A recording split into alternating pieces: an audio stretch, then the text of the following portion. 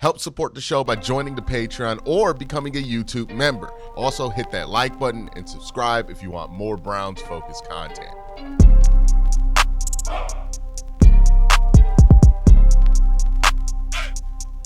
So we are hours away from the NFL draft starting. If you want to hang out with me during the NFL draft, make sure you're locked into this channel, subscribe, notified. I will be live during all 3 days of the draft, so make sure you guys check that out. But before the draft, there has been some rumors circulating around, so I just kind of want to do a roundup of all the rumors that are out there, all the things that are being floated around, what's real, what feels like smoke, and that way you know everything you need to know coming into the draft that's possible to know.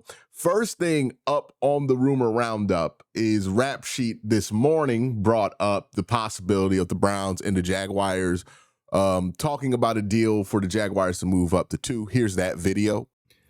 All right, it is the morning of the 2025 NFL Draft, and it's going to be a fun one. We got a lot of questions. Where will Shedeur Sanders go? Where's going to be the run-on receivers? When the first corner go? Do 3 offensive linemen go in the top 10? There's a lot of questions, but here's a good one. My understanding is the Jacksonville Jaguars are plotting a potential move to number 2. It's not done, and I don't think anything will be done until they're on the clock. And I don't even know if the Browns are going to do it.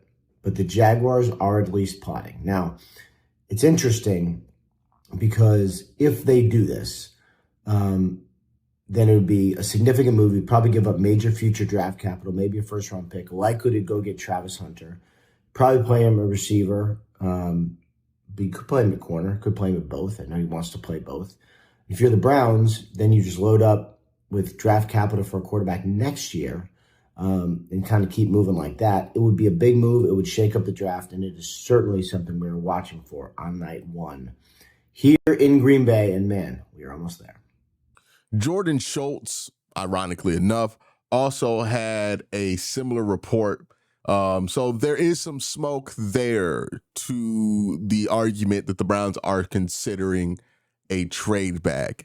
I tend to take this as the Browns are open to hearing a Godfather deal, right? If you're going to blow the Browns away with an offer for the number 2 pick, the Browns will most likely listen and consider it. I don't think it guarantees that the Browns would trade that pick, but they are going to at least listen. And we know with this front office, they're always willing in the draft to listen to offers to move up, to move back.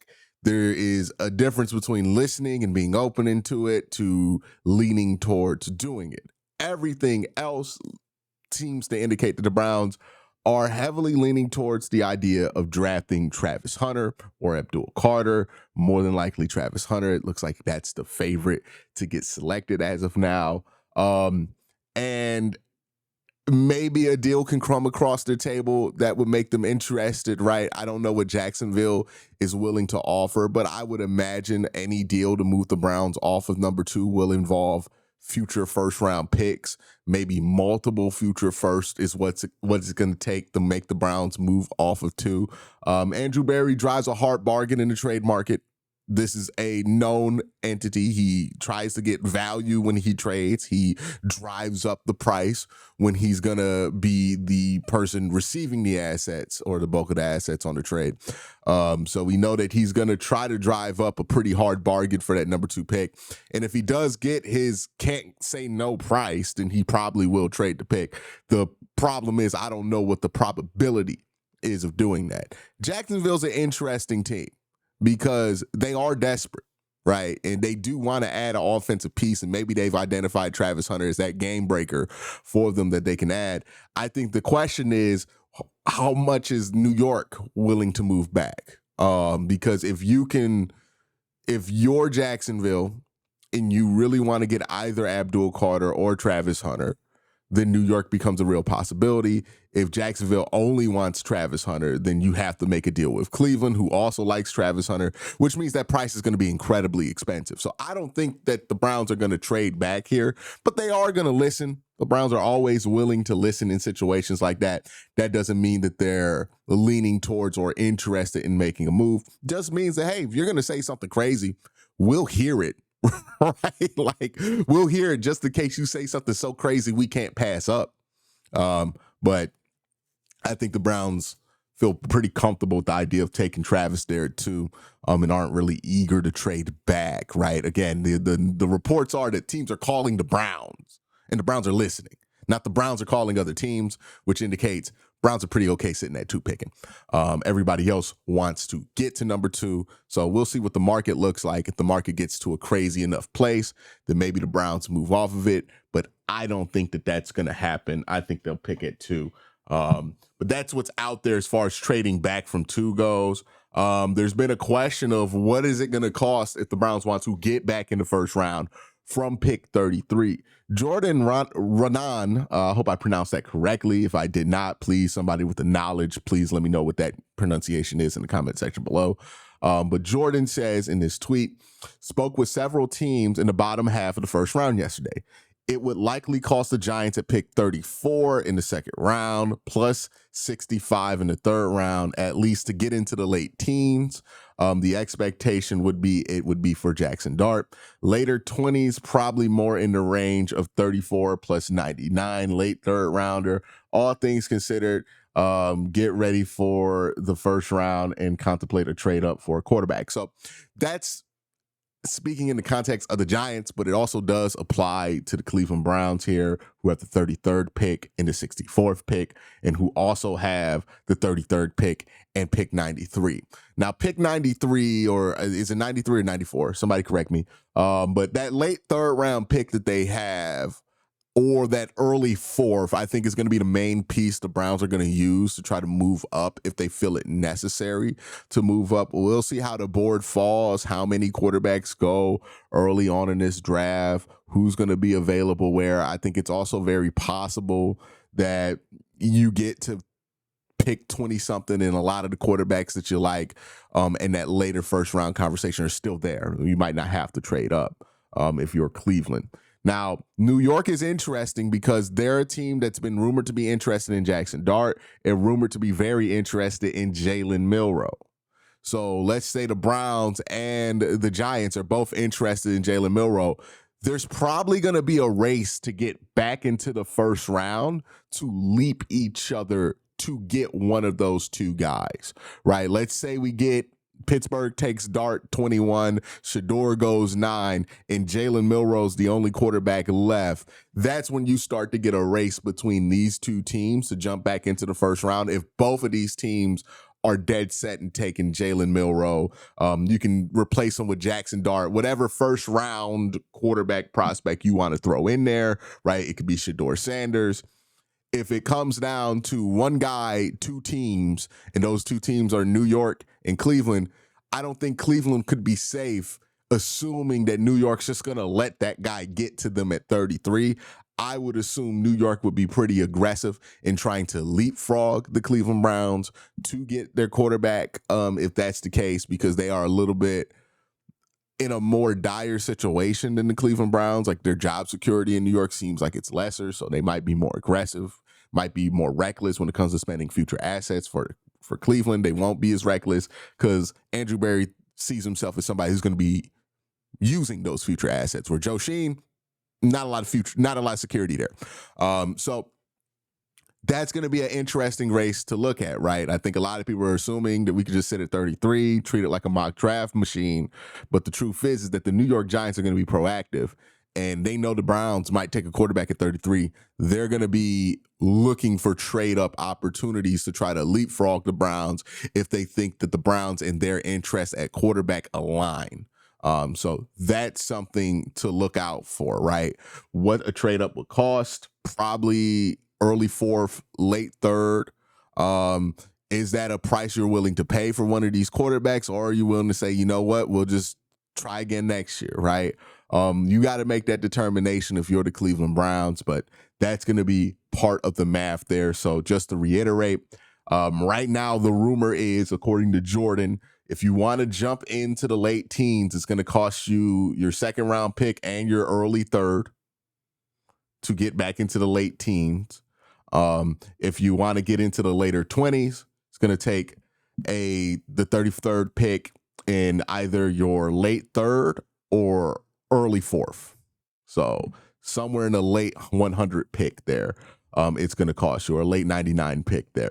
So that's the price to get back into the first round. It's important to note that that's the most expensive price we're probably going to hear is right before the draft of what it's going to cost to be in the third round.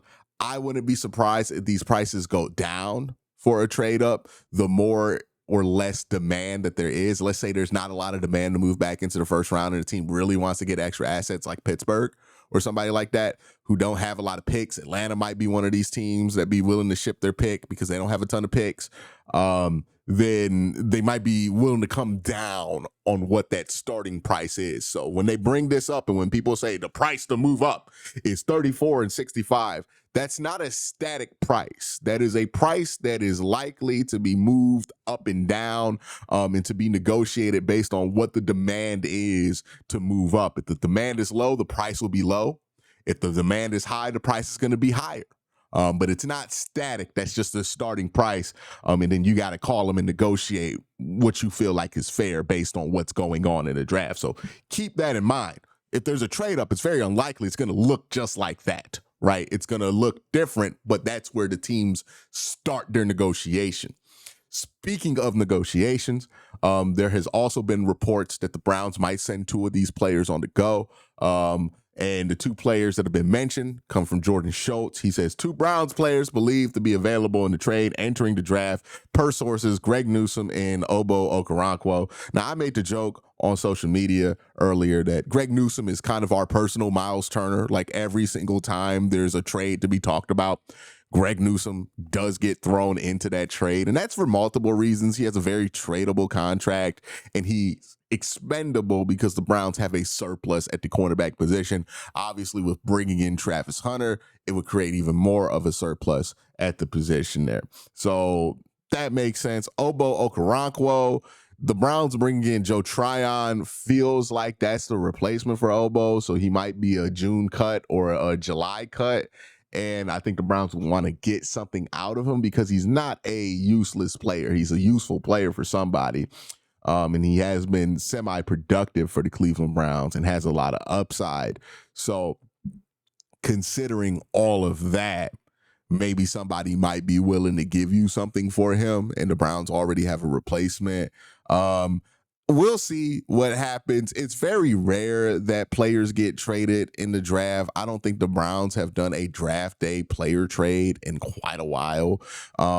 So it's not very common. And if the Browns trade 2 players in the draft, that would be extremely uncommon. Also worth noting, look, we talk about trading Greg Newsome every year. It may or may not happen. I do think these 2 players will be on the table because the Browns have that large gap between their 4th round pick and their 6th round picks. They don't have a pick in the 5th round at all. And they don't have a pick after 104 for like 70 spots or something like that, right? So I think the Browns would love to address that pick. They also have 4 6th round picks right now. I doubt they want to use all 4 of those 6th round picks. So maybe packaging Ogbo Okoronkwo, some 6th round picks might be a way to address the gap there and get you something in the 120, 150 range of picks to kind of complete it. And that's an important range to address because I think 120, 150 is going to be the sweet spot for value when it comes to drafting running backs, tight ends, and defensive interior players. Anywhere that's deep in this draft, you kind of want to get in that area before all the talent starts to get taken out, because teams aren't burdened by drafting for need anymore once you get past the 4th round. So that makes me think that there's more smoke to this. The Browns have that gap. They also have extra 6th round picks. If you want to turn those extra 6th round picks and a player into a way to fill that gap and maybe get a future pick for next year, that would make sense. Maybe Ogbo Okoronkwo is somebody you could pair with those future 6. Greg Newsome's a little bit of a different beast, right? Because he's also a piece that you might want to include if you want to bring in a ton of salary and trade him so you can offset that salary. Because if you trade Greg, you save about $13 million in cap space. And that's the main reason I think a lot of people are throwing Greg in trade rumors, because it would save the Browns quite a bit of money on the salary cap sheet if they move him. So I think Greg would make more sense to be moved if you were going to get a significant asset for him. We're talking about a third, second, or first. You're probably not going to get that for Greg Newsome. Like very unlikely you get that for Greg Newsome. Or if you bring in a big salary number in a trade and you need to offset it, then Greg Newsome makes sense to throw in there, and maybe you put a pick on top of that. If the Browns could throw in their sixes and get a swap and get probably a 4 for a 5th in return, plus a player that they're going to have to eat significant swap on. Now, who could that be? I think the only real situation where it would make sense to trade Greg Newsome would be like a Brandon Ayuk level trade. I don't think a Brandon Ayuk level trade is happening tonight or tomorrow or the day after. I'd be surprised if that happens, but that's the kind of scenario that would need to go down in order for it to make sense for the Browns to move off of Greg at this point in time. So that's kind of where we're at.